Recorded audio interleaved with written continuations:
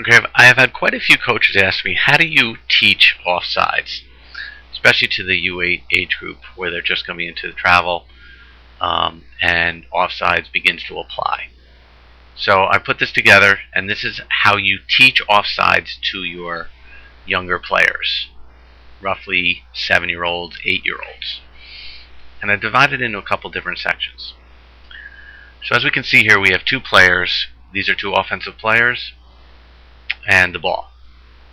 What I would suggest doing is to put the rest of your team, sit them down right here, and you're going to go over the offsides rules. Okay, and start with just two offensive players and a ball. And the first step is to tell them that if the ball is in front of you, you can never be offsides.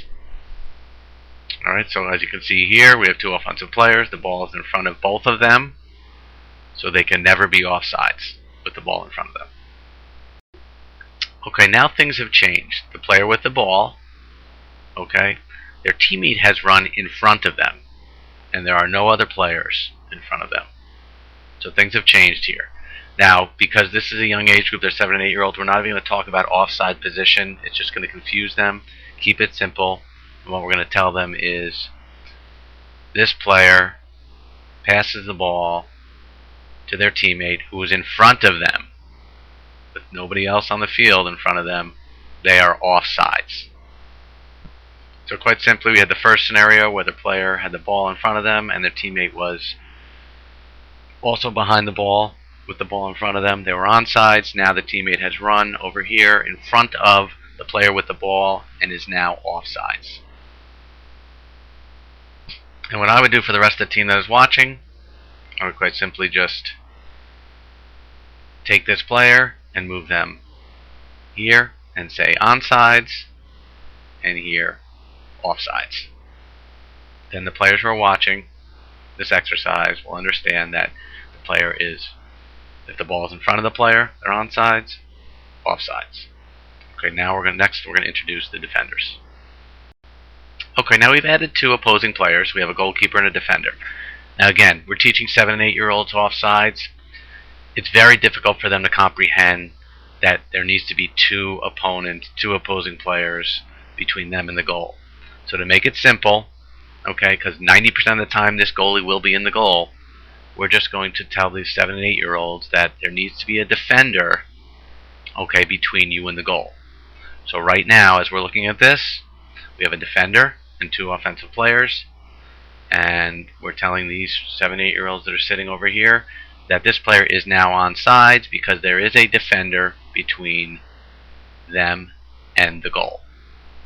Okay? Okay, at this point I'd like to bring two coaches out right here, and they're holding a piece of string. Alright, and this is the imaginary line that you're telling all your players here that are watching, that as this player moves back and forth, there's an imaginary line. This is the onside, and this would be the offside. So as we watch here, if this player went on the other side of this string, they're now offsides. Okay, and I move them back to onsides.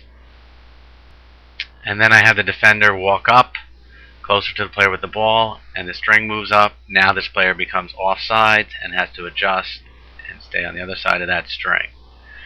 This usually helps paint a real clear picture for the players that there is a moving line with this last defender. Now, as you're doing this also, you can take a couple of players and have them each try one of these spots and have them move back and forth with the line to understand when they're on and off sides. Okay? Move them back and forth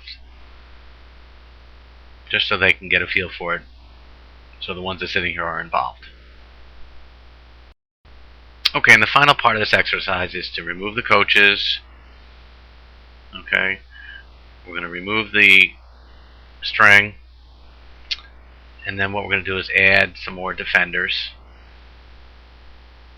and add a couple more offensive players. Okay, maybe half your team is made up of these players here and half is watching. And we're just going to move the ball, okay, and move some defenders around. Now it's important for them to understand that it's always the last defender. Okay, so it's not the one we were just using. Maybe this girl was the one we were just using. Now we added some. And at 7, 8 year olds, they may think it's just this girl. So now what we have to say is, oh, it's always the last offender. So this is now our last offender here that we have to worry about. And we move some people around here and to make sure they're on sides. And then what we'll do is stop the play and say, okay, now the last offender, let's move up to here. And can you tell me who is now offsides? All right, and obviously this girl is offsides, and so is this one here. Important. I don't say I never, but most of the time I don't even involve the center line where we know that nobody can be offsides if they're on their defensive side of the center line. That just confuses them. Okay, rarely in small-sided games do you have to worry about that in the beginning of the season. Okay, you can introduce that maybe a couple of weeks once they really get this concept down. Same thing with throw-ins. There's no offsides on throw-ins. You don't even have to bring that into effect here. It's tough to give them too much to think about. We really want them to understand this imaginary line with the last offender. All right, that's one of the most important things. The other thing is the ball served in the air when the ball was played. Again, cannot complicate it for 7 or 8 year olds. Most of them, it will just make it more confusing. So, quick review for the kids. Ball's in front of us. We're always on sides, as long as the ball's in front of us. As long as the last defender is in front of us, we will be on side. Remember, the imaginary line runs from sideline to sideline, right through that last defender. And I would limit it to those 2 simple points and make sure they really understand that over a couple of weeks, and then start introducing the center line, the throw-in, and the offside position. Okay, which this player is in offside position, but if the ball isn't played, they will not be offsides, compared to being offsides when the ball is played to them. Again, those are a little bit more advanced. 7 and 8 year olds, it's tough for them to grasp that concept. So over time, you can introduce those, but get the first 2 core rules down so that they understand that, and it'll be a big help for your 7 and 8 year olds.